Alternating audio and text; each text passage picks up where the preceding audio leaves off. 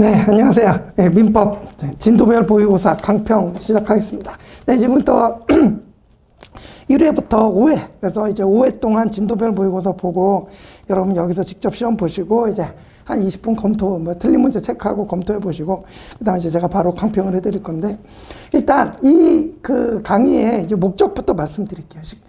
일단 결론부터 말씀드리면 이 강의는 한 90점에서 95점을 바라보는 강의라고 그럴까? 그 정도 생각하시면 돼요.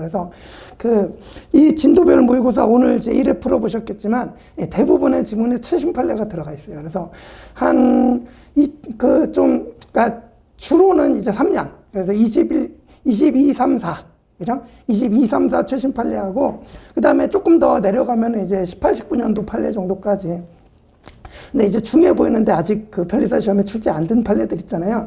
그런 것들이 이번에 5회 모의고사 보는 안에 다 들어가 있을 거예요. 그래서 한 3년 정도 그 최신 판례는 다 문제로 좀 녹여놨다 이렇게 생각하시면 돼요. 그래서 이제 여러분들 수준 되면은 그 기출문제나 포인트 객관식이나 OX 지문집 요 정도는 여러 번 해독이 돼서 거기 내용들은 다 안다고 생각하고 그죠? 이제 거기에 이제 없는 추가되는 최신 판례들에 대한 문제 요거에 대한 대비를 해보자. 요게 이제 지금 요 모의고사와 강의의 목적이란 말이죠. 그래서 이것까지 잘 맞추면은 이제 좀 기본적인 기출 문제들에서 나오는 거 맞추고 요거까지 맞추면은 그러면 이제 고득점이 좀 나오겠죠, 그죠? 그래서 일단 강의의 성격을 이렇게 말씀드리고 그러다 보니까 혹시 작년에 진도별 모의고사 수강하신 분들이 계실 수 있어요. 작년에도 수강하시고 올해 또 수강하시는 분들이 계실 텐데 양해의 말씀을 미리 드리자면 중복 지문이 매우 많을 수밖에 없습니다. 왜냐하면 아직도 출제되지 않고 출제 가능성 있는 지문들 같은 거는 이제 올해 이제 하시는 분들을 위해서 또 이제 다뤄야 되기 때문에 이 안에 모의고사에 넣어야 되기 때문에 그래서 작년 진도별 모강하고는 이제 중복 지문이 좀 많을 수밖에 없다. 그 양해 부탁드리고 대신에 이제 올해 24년 판례 있잖아요. 지난주쯤에 제가 강의했던 것 같은데 거기 이제 24년 문제들이 추가가 돼 있어요. 그죠? 그래서 그렇게 이제 좀 생각해 주시면 되겠습니다. 그죠? 그래서 이 강평도 기본적인 문제 다 풀어드릴 수는 없고 그래서 강평도 제가 이제 출제가 유력하다고 생각하는 최신 판례 위주로 한 번씩 더 짚어드리는 이런 방식으로 강평을 하겠습니다. 자, 그러면 이제 서설은 요 정도 하고 이제 본격적으로 가보시죠. 자, 1번 보시면 의사능력 문제가 이제 유력합니다. 왜냐하면 최신 판례 이렇게 두 개 나왔기 때문에. 그래서 이제 1번에 4번 지문 보시면 지적장애를 가진 사람이 장애인 복지, 좀 단순한 판례예요. 지적장애를 가진 사람이 장애인 복지법령에 따라 지적장애인 등록을 하지 않았다. 그러니까 이런 등록 절차 이런 게 있겠죠. 그죠? 그리고 등록 기준을 충족하지 못했다 그러면, 그러면 그냥, 의사능력 있는 거 아니냐? 그죠? 아니죠. 그죠? 이 기준이 의사능력의 기준은 아니잖아요. 그죠? 그래서 등록을 하지 않았다거나 등록 기준을 충족하지 못했다 하더라도 민법상, 그죠? 사법상 의사능력이 없을 수 있단 말이에요. 그죠? 그래서 충족하지 못했다고 해서 의사능력이 있다고 단정할 수 있다. 틀립니다. 그죠? 요거 이제 간단하게 하나 챙겨두시고. 자, 그 다음 이제 5번 질문은, 이거는 사실은 기존의 통설의 내용인데 판례가 없다가 이제 판례가 명시적으로 얘기를 했죠. 그래서 의사무능력자 법률에 있어서 입증책, 행위의 부여를 주장하는 자가 의사능력이 있었음을 증명해야 된다. 그죠? 이거는 판례로 이제 22년에 명시가 됐다. 그죠? 이렇게 챙겨두시고.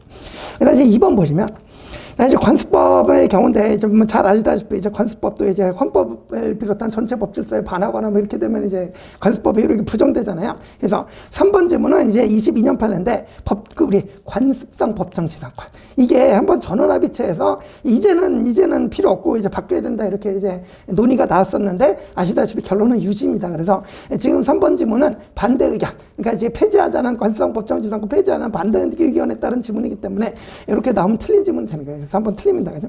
그래서 관습상 법정지상권 맨 밑에 전체 법질서에 부합하지 않으므로 이제는 법적 규범을 효력 인정할 수 없다. 틀렸다. 그죠? 만약에 이대로 바뀌었으면 여러분 우리 책에서 관습상 법정지상권 싹 빼버려도 되는데 그죠? 아쉽게도 유지됐다. 그죠? 그래서 여러분 요거 유지되었다. 요거 하나만 체크해 두시고 별건 아니죠. 그 다음에 이제 4번 지문인데 우리 헌법에 남녀평등 원칙 있잖아요. 그죠? 남녀평등은 좀 엄격합니다. 그래서 남녀평등하거나 이래버리면 이거 관습법 효력 부정되는 거 아시죠? 그죠? 그래서 23년에 이제 또 부정한 판례 하나 나왔습니다. 그래서 좀 읽어보시면 제사 주재자라고 있는데 둘째 줄 제사 주재자 지위를 유지할 수 없는 특별한 사정이 있지 않느냐 망인의 장남 남자, 그죠? 없으면 장손자, 그죠? 남자, 그죠? 그러니까 제사 주제자가 되고, 공동상속인들 아들이 없다 그러면 그때 비로소 장녀, 여자가 되는, 이거 이제 남녀평등에 반하잖아요, 그죠? 그래서, 예, 이런 것도 이제 2008년 전원합의체 판결에서 뭐 관습법, 이렇게 이제 취급이 되었는데, 이제는, 이거는 이제 더 이상 유지될 수 없다, 그죠? 그래서 이제는 성별 차별 없이, 그죠? 그냥. 그래서 남자든 여자든, 우리 판례 표현 보시면, 해설에 이쪽 보시면, 굵은 글씨 보시면, 피상속인의 직계비속 중 남녀 적서를 불문하고 최근친 중에 연장자, 제일 가깝고 제일 나이 많으면은 남녀 안 따지고, 그죠? 적서는 요즘은 뭐 적자 서자 있는지 모르겠는데, 어쨌든 남녀 적서 불문하고, 그죠? 그래서, 최근친의 연장자가 제사주제자로 우선한데 이렇게 바뀌었다, 그죠? 이것도 뭐 그냥 이렇게 체크해 두시면 되고, 어렵지 않죠, 그죠? 넘어가시고.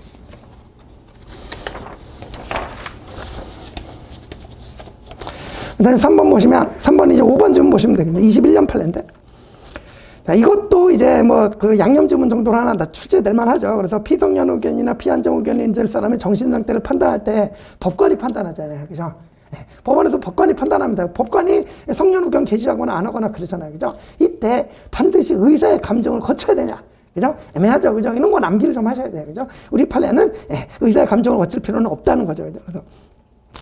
그래서 피한정 의견에 될 사람의 정신 상태를 판단할 만한 다른 충분한 자료가 있는 경우라면 가정법원은 의사의 감정이 없이도 성년 의견이나 한정 의견 게시할 수 있다요. 그래서 없다 틀린 점을 만들어놨는데 이건 이제 체크해 두시고 간단하게 이런 거 출제될 수 있겠죠, 그죠? 자, 그 다음에 이제 4번 가시면 4번은 이거 나름 중요해 보여요. 이제 그 잘 나오던 부분이기도 하고, 그 2, 3, 4번인데, 이건 이제 2024년 최신 판례에 반영한 문제예요. 그죠? 그래서 이 4번은 좀 잘 챙겨주시죠. 그래서 2번 지문은 뭐 여러분 너무나 잘 아시는 그 이사의 해임 사유 1단계, 2단계, 3단계. 그죠?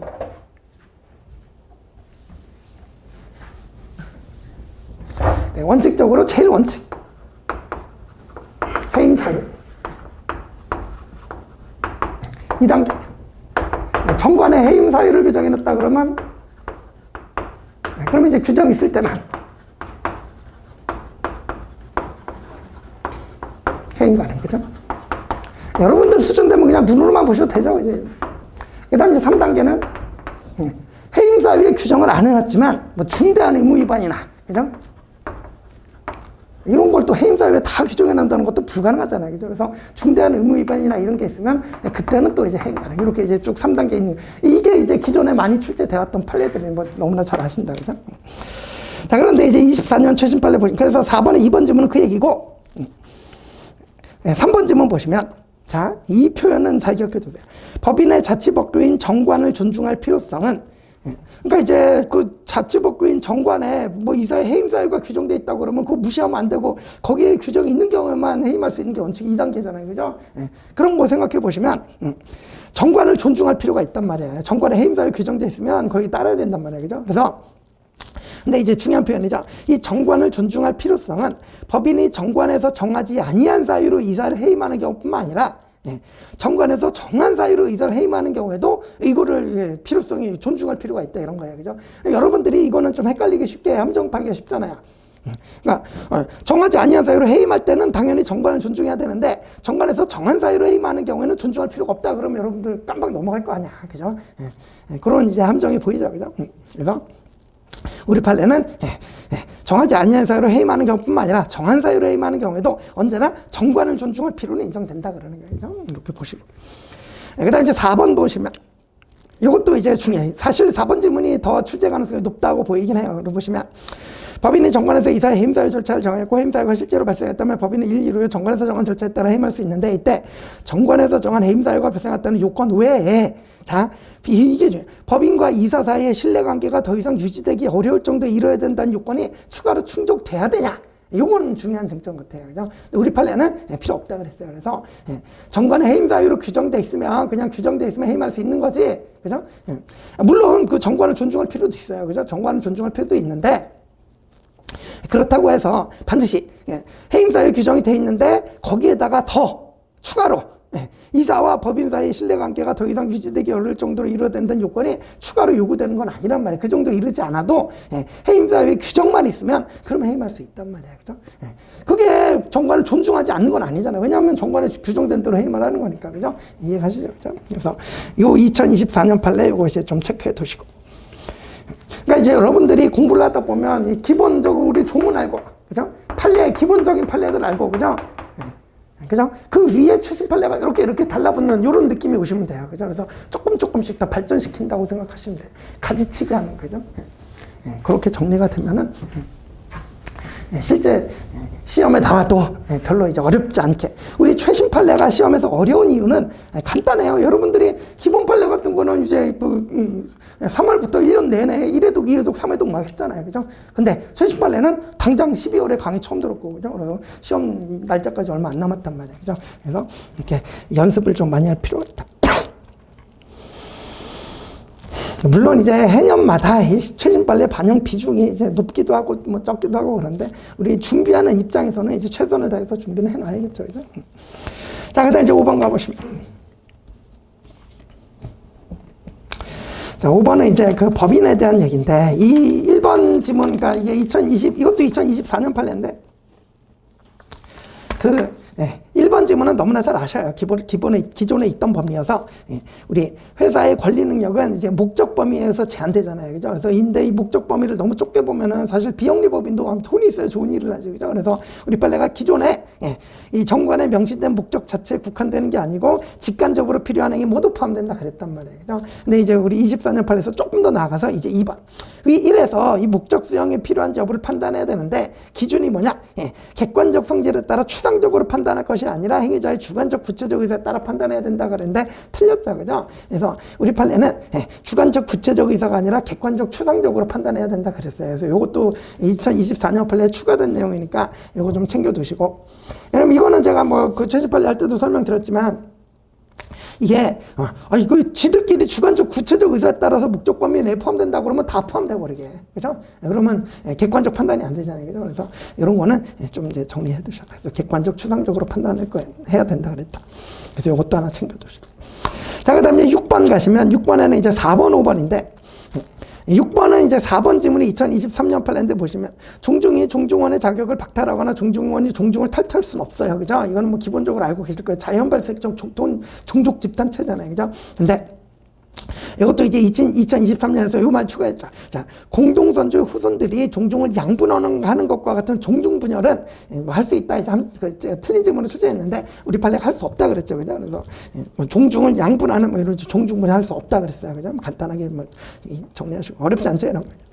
그다음에 이 5번 지문도 유명한 판례죠. 그죠? 그래서 22년 판례인데 이거 아직 안 나왔어요. 그래서 이제 나올 거예요. 또 언제 나올지 모르겠지만. 자, 법원의 허가를 받아 모해성과 본을 따르기로 변경된 자녀다. 그죠? 그러면 기존에 부해성과 본을 따랐으니까 이제 부해 종중 쪽에 속하고 있었잖아요. 그죠? 근데 이제 모해성과 본을 따르기로 변경이 되면 이제 더 이상 부해성과 본을 따르지 않기 때문에 부가 속한 종중에선 탈퇴되고 모가 속한 종중에 저절로 속하게 되는 거죠. 그죠? 그래서 동시에 여러 종중의 구성원이 될 수는 없다 그랬다. 그죠? 제가 이 부분을 출제를 했는데 그 6번의 해설 판례 보시면 해설 6쪽이죠. 해설 6쪽 맨 위에 이렇게 변경되었을 때 성년인 그 자녀는 모가 속한 종중의 공동선조의 성과 본을 갖지 않은 후손으로서 당연히 종중의 구성원이 된다. 이 부분이 출제될 수도 있어요. 사실 똑같은 말이지만. 그죠? 그래서 모가 속한 종중의 공동선조와 성과 본을 갖지 않은 후손으로서 당연히 종중의 구성원이 된다. 이 부분이 출제될 수도 있고. 그죠? 저는 그 손가락 표시 그 부분을 출제를 했는데 똑같은 얘기긴 해요. 그죠? 어렵진 않고. 자, 그 다음에 이제 7번 가보시면.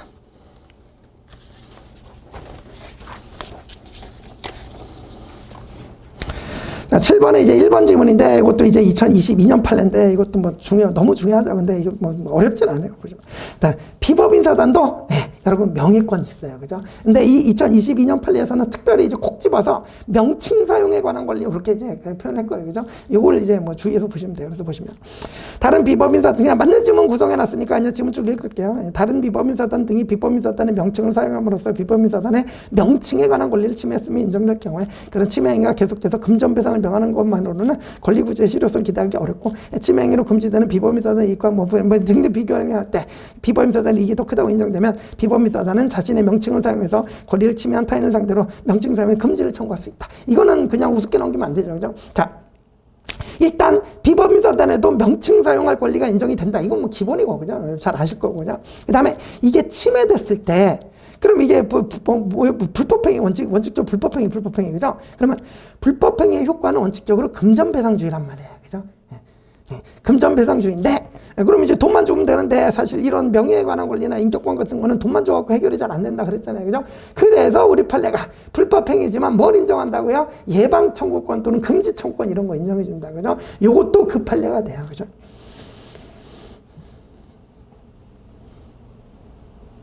그 나중에 그 도로 우리 제가 최신 판례 때 말씀드린 판례가 하나 더, 그러니까 요런 그 판례가 하나 더 있는데,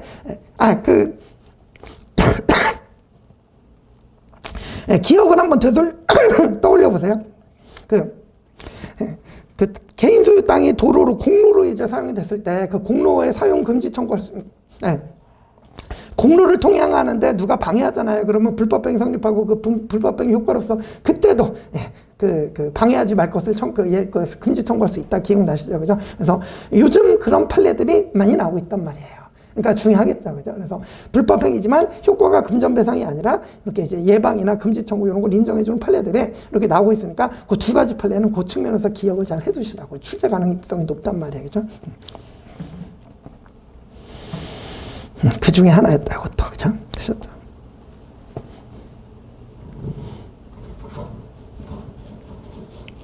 자, 그 다음에 이제 5번 보시면. 자, 5번도 요것도 교단 분열 요거는 뭐 잘 아시겠지만 이제는 뭐 분열은 인정은 안 하고 결국은 탈퇴인데 이제 3분의 2 이상의 탈퇴냐 아니냐 요것 따라 결정이 된다. 이거 뭐 기본이죠. 그죠? 그래서 7번 요것도 7번에 5번 해설 가보시면.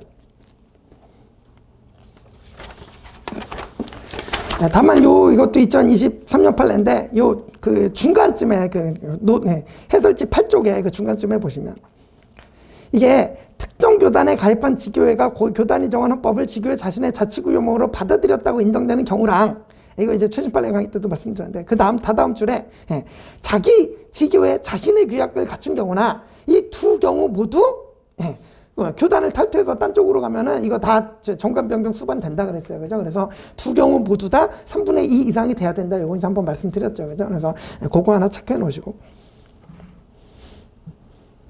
그 다음에 이제 이 지문으로 출제한 거는 뭐다?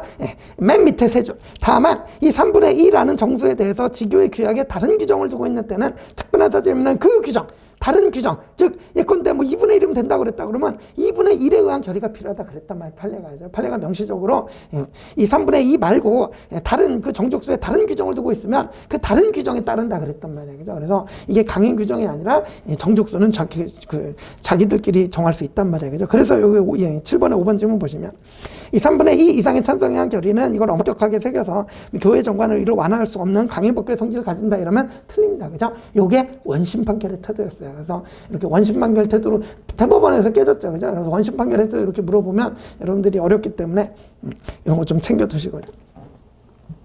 그래서 대법원은 다른 규정을 둘 수 있고 그 규정에 의하면 된다. 됐다. 일단 이제 8번 가보시면 3번. 자, 이것도 뭐 단순한 판례인데 이건 2020년에 나온 판례인데 아직 다른 시험에서는 나왔는데 아직 우리 시험에서는 안 나오고 있으니까 이것도 체크해 볼게요. 하나의 법률 관계를 둘러싸고 각기 다른 내용을 정한 여러 개의 계약서가 순차로 작성되어 있는데 그 여러 개의 계약서에 따른 법률 관계 등이 명확히 정해져 있지 않다. 그럼 뭐가 우선하는지 모르잖아요. 그죠? 그러면 원칙은 뭐예요? 나중에 작성된 계약서대로 그러니까 우리는 계속 업데이트를 하는 그런 생각을 하게 되잖아요. 그죠? 그래서 셋째 원칙적으로 나중에 작성된 계약서에 정한 대로 변경되었다고 해석하는 것이 그게 합리적이다. 그죠? 그래서 처음에 계약서를 기준으로 하는 게 아니라 나중에 된 계약서를 기준으로 하는 게 이제 원칙이다. 그죠? 되셨고. 그 다음에 이제 4번도 이것도 뭐 잘 아시죠? 실제, 이것도 2023년 판인데, 실제 계약을 체결하는 이자가 자신의 이름을 특정해서 기재하되, 갑은 뭐 나 갑이다 이렇게 썼어. 그죠? 근데 이제 그 다음 사람을 갑, 왜, 뭐 이인 이렇게 썼단 말이야. 그죠? 이 사람은 누군지 어떻게 알아? 그죠? 누군지 모르잖아요. 그죠? 그래서 이걸 이제 표현하면은 실제 계약을 체결하는 이자가 자신의 이름은 특정해서 기재하되 불특정인을 추가하는 방식으로 계약서상 당사자를 표시했다. 예컨대 누구누구 왜 몇인 뭐 이렇게 이제 부과했다. 그죠? 이러면 이 왜 몇인 이 사람도 계약 당사자가 되려면 특별한 사정이 필요해요. 이 계약서만 보고도 누구나 누구인지 알 수 있든지 아니면 다른 사정에서 알 수 있어야 돼요. 그죠? 그래서 이 4번째 문제가 틀린 질문 구성했는데 왜 몇인도 언제나 계약 당사자 지위를 인정할 수 있다 그러면 틀리겠죠. 그죠? 그래서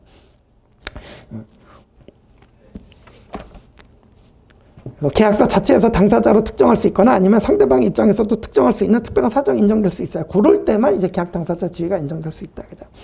그래서 이제 뭐 앞부분은 뭐 간단한 판례들이죠. 그죠? 그다음에 이제 넘어서 9번 보시면.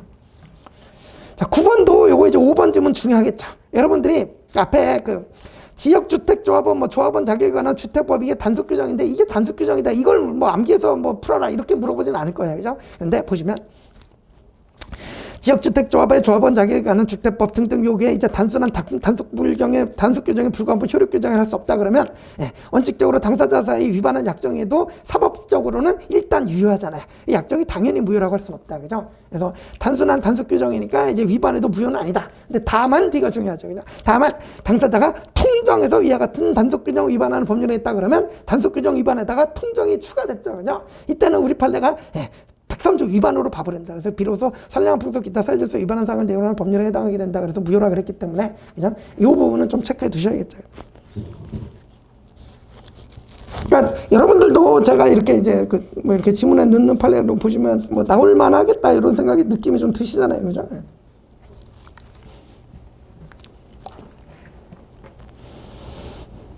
그래서 이것도 이제 챙겨 두시고.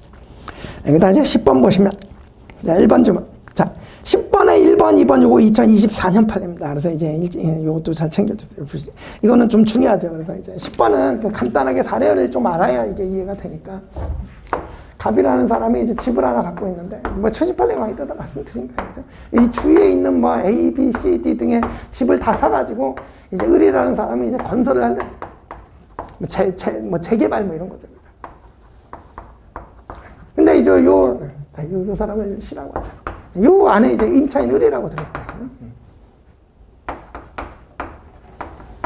그러니까 이제 임차인이 이 안에 들어가 있으면 밀 수가 없어요. 이걸 밀고 재개발을 해야 되는데 임차인이 들어가면 밀 수가 없으니까 이 C와 갑 사이에 이제 건물 매매 계약 체결하면서 갑이 책임지고 을을 내보내주기로 약정을 했단 말이야. 그죠?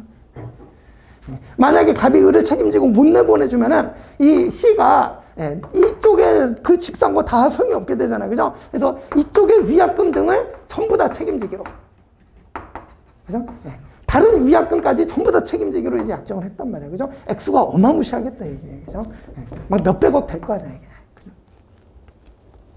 그런데 이제 갑이 얘기가 잘 될 줄 알고 임차인하고 얘기를 해봤는데 임차인이 갑자기 딴소리 안 해. 그죠? 그래갖고 어쩔 수 없이 보증금의 10배. 10배에 해당하는 돈을 주기로 하고 이제 임대차 계약 해지하기로 한 거예요. 그죠? 그러니까 형식만 보면 이 갑을 사이 문제되는 건 갑을 사이 여기가 문제예요. 그죠? 이거 문제인데 그러면 이거 그 보증금 예컨대 1억인데 10배로 주기로 했으면 그죠? 이거는 너무 불합리하잖아요. 그죠? 그래서 이거 불공정 백사주 위반 아니에요. 이게 느낌이 금방 들 거예요. 그죠? 근데 일단 우리 판례가 얘기한 게 제일 중요한 게 그 1번 질문인데 이 갑은 예컨대 이게 1억이고 10배라고 그러면 이제 10억이라고 칠게요. 근데 요 위약금들 다 물어주려고 그러면 100억이라고 칠게요. 이 갑이 을에게 10배인 10억을 주면서 C에게 100억을 물어줘야 되는 불이익, 이 불이익을 면했단 말이야. 이걸 불이익을 면제받았다 그러잖아요.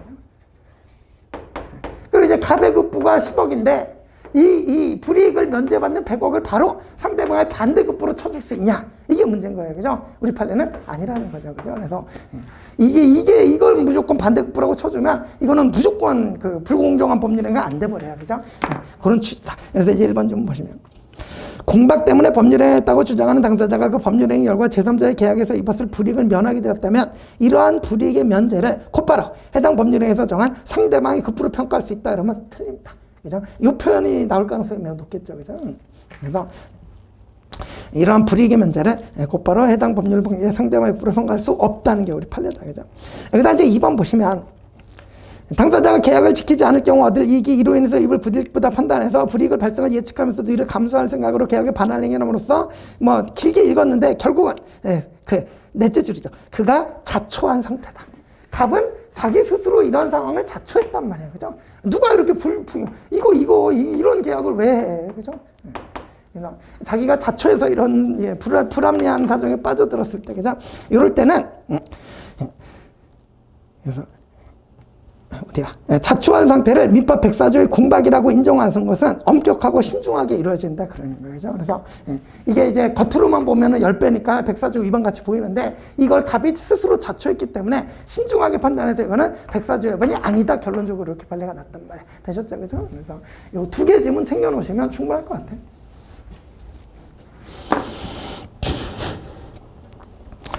2024년 판례였고, 그 다음에 이제 넘어가시고 11번 보시면.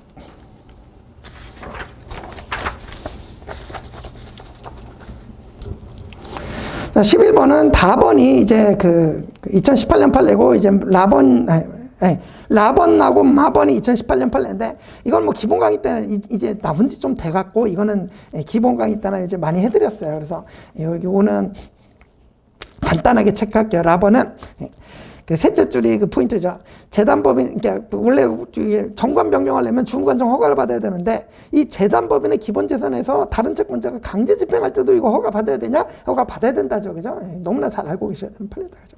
그 다음에, 그러면 이제 마번을 보시면, 민법상 재단법인의 기본재산에 가서 저당권 설정하려고 그러면 이것도 처분행위니까 법원에 중간적인 허가 받아야 되냐? 필요 없다죠. 그죠? 그래서 저당권 설정행위는 설정적 승계에 불과하기 때문에 이제 그 재산이 빠져나가는 걸로는 안 봅니다. 우리 판례. 그래서 저당권 설정할 때는 원칙적으로 주무관청의 허가를 받을 필요가 없다는 거죠. 그죠?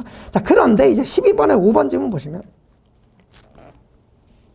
12번에 5번 지문 보시면 여기 2019년에 나온 판례인데, 이게 재단법인의 정관에 그 저당권 설정 등 담보 설정하려고 해도 허가를 얻어라 이렇게 정관 규정이 있는 경우가 있어요. 그죠?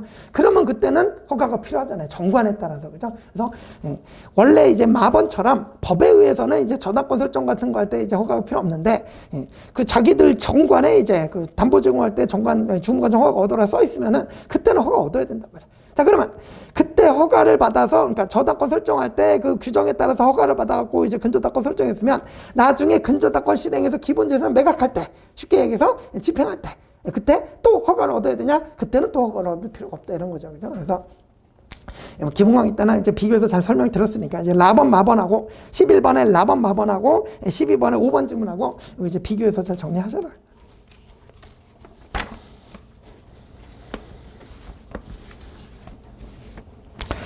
자, 그 다음에 이제 13번 넘어가셔서 이 5번 보시면.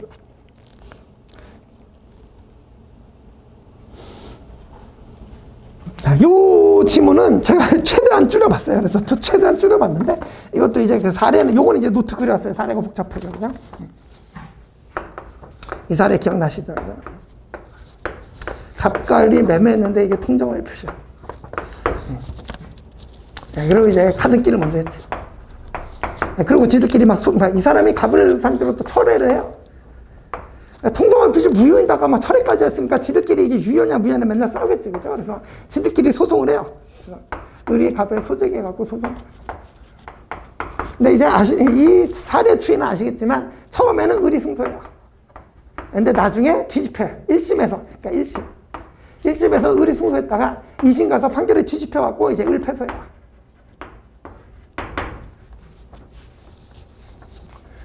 아이고, 통정의 표시 무효인데다가 철회까지 됐으니까 을이 이길 수가 없잖아요. 그죠? 그래서 결국 을이 패소합니다. 그죠? 1심에서는 뭐 어떻게 이겼다가. 그죠?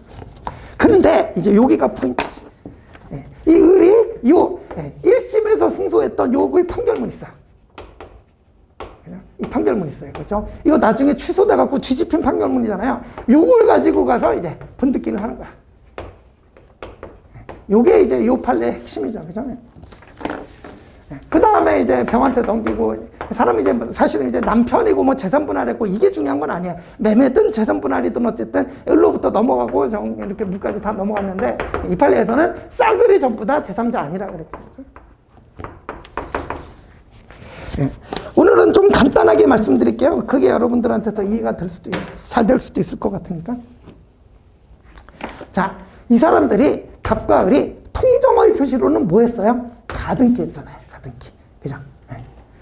통정의 표시로는 가등기를 했잖아요. 그죠? 그 다음에 이 본등기는 통정의 표시에 기초해서 본등기 한 거예요? 아니면 을이 그냥 자기가 임의로 뭐 취소된 판결문 갖다가 임의로 받은 거예요? 임의로 받은 거지. 이거는 거의 위조에 필적하는 말. 맞죠? 그죠? 그럼 이제 여러분들이 이것도 이렇게 자주 봐야 제대로 이해가 돼. 그죠?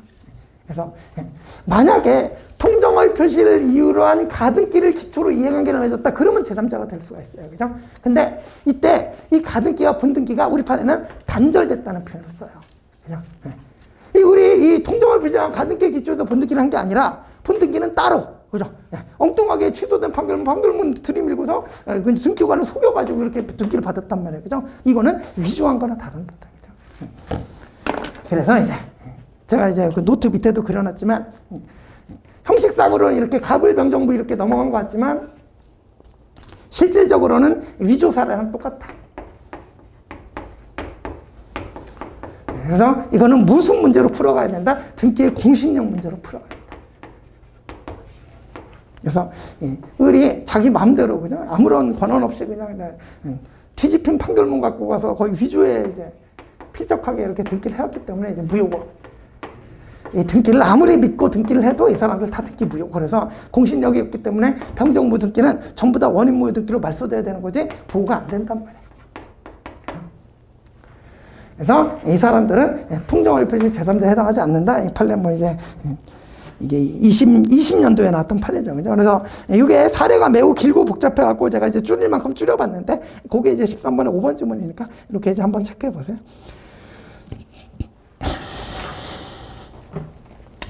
그리고 사실 이거는 좀 민법의 기본으로 좀 돌아가셔야 좀 제대로 이해가 될 거야. 그죠? 자, 제가 지금 공신력이 없다 그러면 언제는 여러분들이 좀 이해가 안 갈 수도 있어요. 보세요. 갑과 을 사이에 제가 이제 좀 똑같은 얘기 해볼게요. 갑과 을 사이에 매매가 됐어. 통정의 표시야. 그죠? 근데 을이 통정의 표시에 기초해서 등기를 했어요. 그러면 통정의 표시 무효니까 을이 등기한 거 이것도 무효죠. 그죠? 무효잖아. 그죠? 이런 무효잖아요. 그죠? 근데 병이 이 을의 등기를 보고 뭐 이거 을이 소유자인 줄 알고 이제 선의로 매수했어. 그리고 선의로 매수하고 또 등기했어요. 그죠? 이때 병이 보호돼야 안 돼요? 제가 지금 어느 쪽으로 끌고 간? 을의 등기는 무효다. 통정의 표시로 했기 때문에 원인 무효 등기다. 그죠? 근데 을의 원인 무효 등기를 믿고 병이 선의로 등기했다. 등기의 공신력부터 생각해 봅시다. 공신력으로 병의 등기 유효 인정돼야 안 돼요? 안 되지. 그죠? 근데 여러분 이 결과는 여러분들이 알고 계실 거 아니야. 선의의 병은 보호돼야 안 돼요? 보호되잖아. 왜? 108조 2항 때문에. 그죠? 이 사안은 전형적으로 108조 2항에 이제 제3자에 해당하는 사안이잖아요. 그죠? 그러면 108조, 그러니까 사실은 이 공신력하고 이 108조 2항은 동시에 적용되는 거예요. 그죠? 근데 공신력에 의해서면은 병이 보호가 안 되는 건데, 그죠? 동시에 108조도 적용이 되니까 108조 2항의 제3자에 해당하면 그러면 선의의 제3자로 보호를 받을 수 있단 말이에요. 그죠? 그러면 공신력 문제는 없어지는 거예요. 그때는 통정의 표시 제3자다 그러면 되는 거고. 그죠? 그럼 이때 이 사례로 돌아가 보면, 이제 먼저 우리 등기 공신력 문제를 생각해 봤어요. 그죠? 그래서 을의 등기가 원인 무효 등기니까 이 사람들 공신력 없어갖고 보호 안 돼. 그러면 통정의 표시 제3자냐? 봤더니 제3자가 아니라는 거야. 그죠? 그럼 이제 108조 2항을 적용 못 받잖아요. 그죠? 그럼 결과적으로 보호가 안 되는 거지. 되셨죠? 그죠?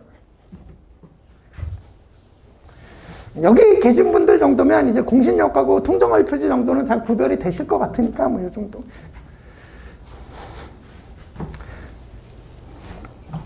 그러니까 저 이제 초보자들이 이런 질문 많이 하잖아요. 그죠? 아, 이거 등기 공신력이 없어서 보호 안 될 것 같아야 되는, 보호 안 될 것 같은데 이게 왜 또 통정의 표시 제3자로 보호되냐면 이렇게 물어보시는데 별개의 제도. 그죠? 각각 적용해 보면 된다. 이렇게 보시고.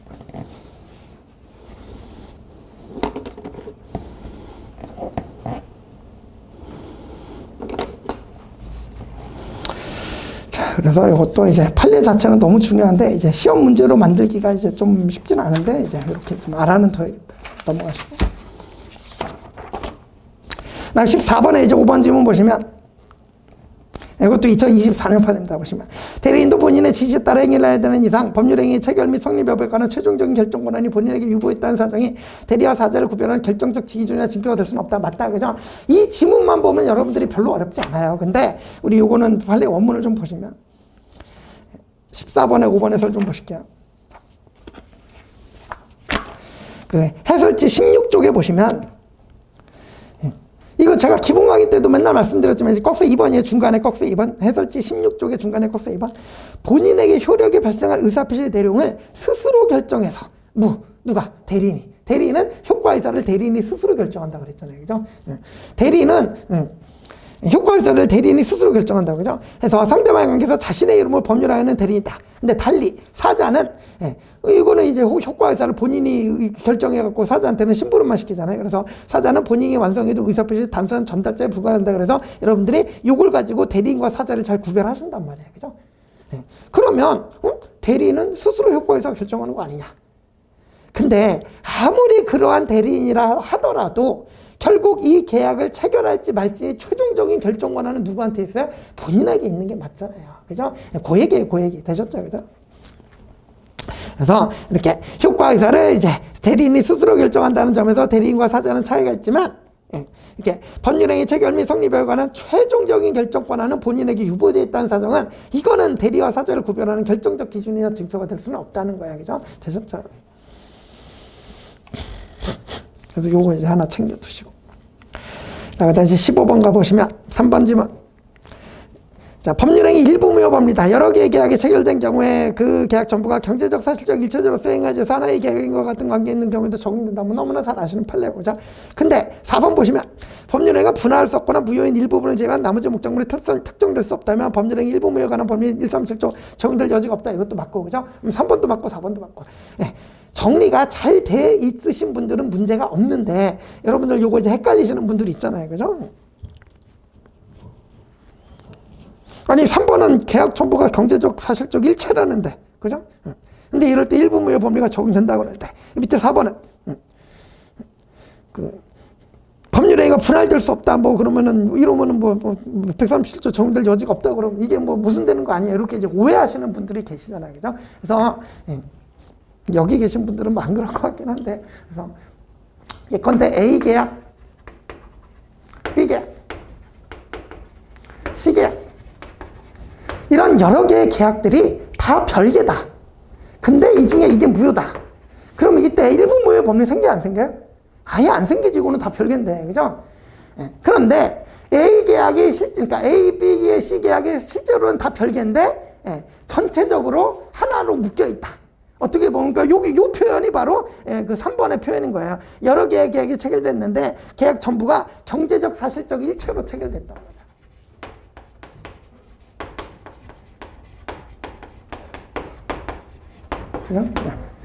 그러면 이게 경제적, 사실적 일체로 체결됐는데 그 중에 이것만 무효면 그때는 일부 무효 법리가 적용될 수 있는 거잖아요. 그죠? 그래서 이 판례는 하나의 법률행위의 일부가 무효인데, 그러니까 이제 우리가 통상 일부 무효라고 얘기하는 거는 A 계약이 있는데 이 A 계약의 일부가 무효인 거예요. 그죠? A 계약이 하나가 있는데 그 중에 일부가 무효인 거예요. 그죠? 그게 이제 일부 무효고, 더 나아가서 여러 개의 계약이 경제적, 사실적 일체로 되어 있는데 그 중에 하나가 무효다. 이것도 일부 무효가 된단 말이에요. 그죠? 근데 이제 4번이 그 지문이 얘기하는 건 뭐예요? 이게 하나의 계약일 수도 있고, 아니면 이렇게 A, B, C 계약 세 개일 수도 있는데, 어쨌든 뭐예요? 이 계약이 전부 다 뭐다? 불가분이라는 얘기예요. 이거를 이제 비교를 하셔야죠. 그죠? 이거는 경제적, 사실적 일체지만 다 뭐는 있어요? 가분성은 있는 거야, 당연히. 그죠? 가분성은 있다. 그죠? 근데 이쪽 얘기는, 그 4번 지문 얘기는 아예 가분성이 없다. 그죠? 불가분이다. 아시다시피 이제 일부 무효 법리가 이제 인정이 되려면 요건이 가분성이 있어야 되고 가상적 의사가 있어야 되잖아요. 그죠? 되셨죠? 그죠? 그래서 그 표현을, 그러니까 평소에는 여러분들이 그냥 잘 안 헷갈리더라도 이렇게 붙여놓고 그러면 여러분들이 오히려 더 헷갈리고 그럴 수 있으니까 이제 한 번 더 확인을 해 두셔요. 그죠? 별로 평소에는 안 헷갈리다가 갑자기 시험 정하고 갑자기 이제 눈이 돌아버리는 그런 경우도 있단 말이에요. 그죠? 그래서 이런 거 챙겨 두셔라. 그죠? 그래서 3번 질문은, 여러 개의 계약이 체결된 경우에 계약 정보가 경제적 사실적 일체로서 행해져서 하나의 계약인과 같은 관계에 있다 그러면 이제 일부 무효 법리가 적용된다. 이거는 가분성은 있는 경우다. 4번은 법률행위가 분할될 수 없다. 이러면 이건 가분성이 없다. 아니면 일부분을 제외한 나머지 목적물이 특정될 수 없다. 그러면 이것도 뭐 일부 무효를 어떻게 인정을 해줄 수가 없잖아요. 그죠? 그래서 이 둘 중에 하나에 해당이 되면 일부 무효 법리에 관한 137조 적용될 여지가 없다. 그랬으니까 일부러 요거 3번, 4번 질문 붙여놓은 거니까 이렇게 두 개 질문 같이 보세요. 구별해서. 자, 그다음 이제 5번 질문도 매우 중요하겠죠. 그죠? 우리 뭐 이제 백사조 위반할 때는 너무나 이제 백사조 위반하면 바로바로 나죠. 무효행위 추인은 안 되고 무효행위 전환은 된다. 그죠? 백사조에서. 그죠? 이제 어쨌든 이제 백사조 불공정한 행위에서도 무효행위 전환은 인정됐잖아요. 그죠? 강행법규 위반의 경우에도 무효행위 전환은 인정된다는 거죠. 그게 5번 질문이죠. 그래서 보시면 법률행위가 강행법규 위반돼서 무효가 되는 경우에는 뭐 그 법률행위가 다른 법률 요건을 구비하고 뭐 등등등 요건을 갖췄으면 인정될 때에도 뭐 민법 138조 이게 무효행위 전환이죠. 그죠? 무효행위 전환에 따라 다른 법률에서 효력을 가질 수 없다 그랬는데 틀렸다. 그죠? 강행법규 위반의 경우에도 우리 판례가 138조에 따른 무효행위 전환을 인정을 해줍니다. 그죠? 그래서 이것도 이제 22년 판례니까 챙겨두셔야겠고.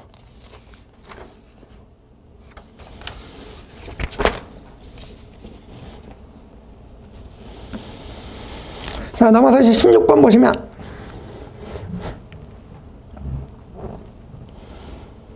자, 16번에 이제 3번, 4번, 5번인데, 이제 16번에 3번 보시면, 자, 이것도 3번, 4번은 뭐 이미 기본 강의 때는 이제 많이 말씀드렸고 이제 잘 아실 텐데 우리는 5번 때문에 이제 보는 거예요. 5번 때문에. 그죠?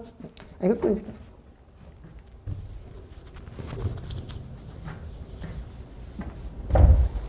우리 아시다시피 이제 간단하게 정리할게요. 유동적 무효인데 나중에 허가구역 지정 해제되거나 아니면 기간이 만료됐는데 재지정을 안 한다.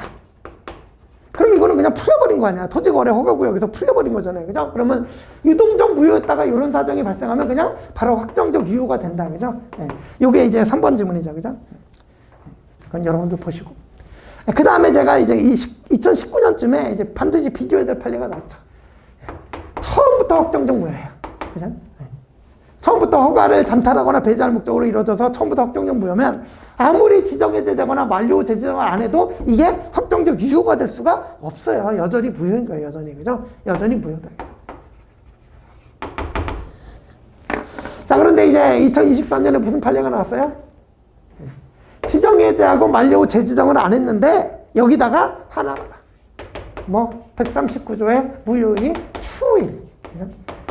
이게 붙으면 그때는 이제 139조에 따라서 그때부터는 유효하게 될 수가 있잖아요. 그죠? 요게 이제 새로 나온 판례니까 이거 챙겨 두셔야겠죠. 그죠? 그래서 3번, 4번 구별하는 거는 뭐 여러분 잘 하실 수 있을 거고, 이제 5번 질문 보시면. 자, 만약 갑과의 매매 계약이 뭐 허가를 배제하거나 잠탈하는 내용으로 체결된 경우에 체결된 때부터 확정적으로 무효인데 다만, 자, 첫 번째, 그 해당 토지가 토지거래구역 지정에서 해제되고, 두 번째, 매매계약 당사자들이 기존 매매계약의 무효임을 알면서 이를 추인했다면 이건 무효의 추인이 들어갔단 말이에요. 그죠? 그러면 이제 139조 단서에 따라서 무효했던 기존 매매계약은 추인한 때부터 새로운 법률에서 유효하게 된다. 되셨죠? 그래서 우리 위에 4번 질문처럼 확정적 무효였는데 단지 뭐 지정해제됐다 이것만으로는 유효하게 안 됩니다. 그죠? 근데 이제 5번 질문처럼 2024년 판례처럼 지정해서 해제되고 무효행위 추인까지 있었다면 그러면 이제 그때부터는 새로운 법률에서 유효하게 되는 거죠. 자, 그다음 17번 보시면 이제 2번 질문 보시면 이거는 이제 그 150조의 그 반신행위, 그죠? 이른바 조건성취에 있어서 반신행위인데 조건성취로 해서 불이익을 받는 당사자가 신의칙에 반해서 조건성취를 방해하면 상대방은 조건이 성취한 것으로 주장할 수 있잖아요. 그죠? 근데 이게 이런 거야. 방해를 안 해도 어차피 성취 가능성이 별로 없었어요. 그죠? 이런 경우에 방해했다고 이거를 나중에 인정을 해주면 사실은 그 사람은 부당한 이익을 보게 되잖아요. 그죠? 예, 그런 얘기예요. 그죠? 이것도 뭐 22년 판례인데 뭐 이미 이건 여러분들한테 다 들어가 있을 것 같긴 해요. 그래서 이제 셋째, 여기서 말하는 조건의 성취를 방해한 때에는 방해행위가 없었더라도 조건의 성취 가능성이 현저히 낮은 경우까지 포함된다? 틀립니다. 그죠? 이것도 변호사 시험에는 출제가 된다. 아직 우리 시험에 안 나오고 있어요. 그죠? 그러니까 이것도 좀 챙겨두세요. 자, 그 다음 이제 5번 질문 보시면, 이것도 이제 2021년 판례인데, 민법 150조 1항은 이게 반신행위라 그랬죠? 이게 조건부 법률행위 뿐만 아니라, 계약 당사자 사이에서 정당하게 기대되는 협력을 신의 성질에 반해서 거부함으로써 계약에서 정한 사항을 이행할 수 없게 된 경우. 그러니까 부관부, 조건부 이런 게 아니라 그냥 계약에서도 그죠? 누가 일방적으로 그러니까 우리 계약에서도 여러분 신의칙상 서로 간에 이행에 협력해야 될 의무가 있어요. 신의칙상 그죠? 그걸 거부해 버리면 그것도 반신행위가 될 수가 있단 말이에요. 그죠? 이해가시죠? 그죠? 그래서 이 150조 1항 반신행위가 조건부 법률에서 이 반신행위 150조 1항이 그냥 조건부 계약이 아닌 그냥 계약에서도 정당하게 기대되는 협력을 신의 측에 반해서 거부함으로써 계약에서 정한 이 사항을 이행할 수 없게 되면은 이때도 유추용될 수 있다는 거예요. 되셨죠? 그죠? 그래서 17번에 5번 질문 요거는 아직 안 나왔으니까 요거 좀 잘 챙겨주세요. 이거.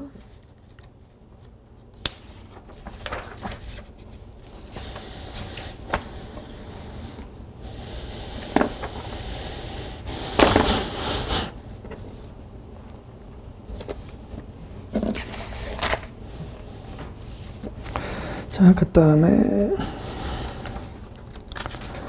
18번 가보시면 18번에 이제 2번, 3번인데 2023년 판례인데 기한이 이것도 이제 중요해요. 그래서 18번에 2번 질문은 뭐 기본이죠. 그래서 기존의 판례 내용입니다. 그래서 변제기 채권자 채무자 모두 기한이익을 갖는데 이자부 금전수비 대차 계약이 대표적인 예죠. 이때 채무자가 변제기로는 기한이익 포기하고 변제기 전에 변제하려고 그러면 손해배상해가면서 이제 변제해야 돼요. 그래서 변제기까지 약정이자 등 채권자의 손을 배상해야 되고 이러한 약정이자 등 손해를 함께 제공하지 않으면 채무 내용에 따른 변제 제공이라 볼 수 없기 때문에 채권자가 수령 거절할 수 있다. 그죠? 이거는 제3자 변제도 마찬가지다. 그죠? 이거는 기존 판례 내용인데 이제 3번이죠. 자.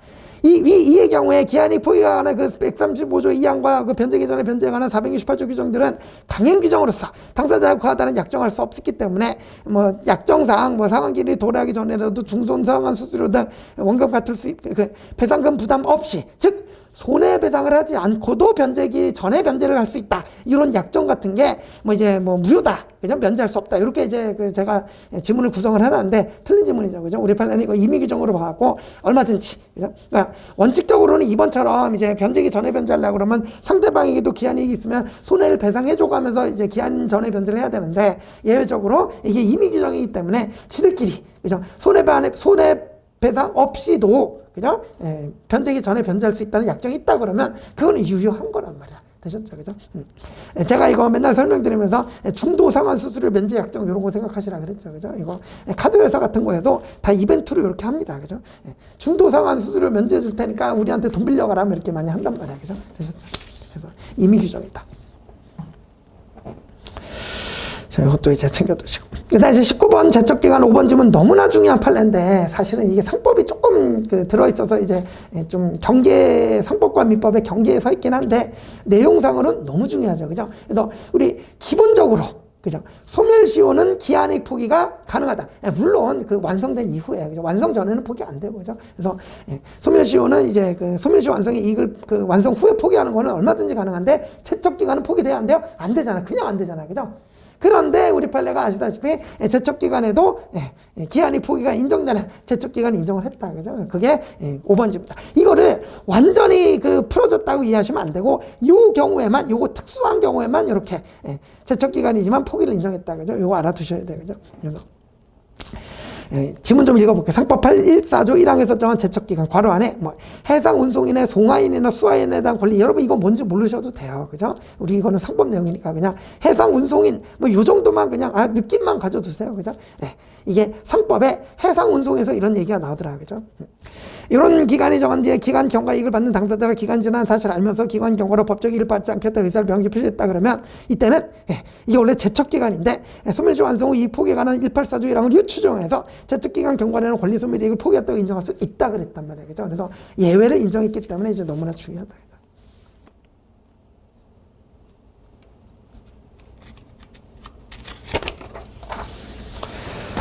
자, 넘어와서 20번 보시죠.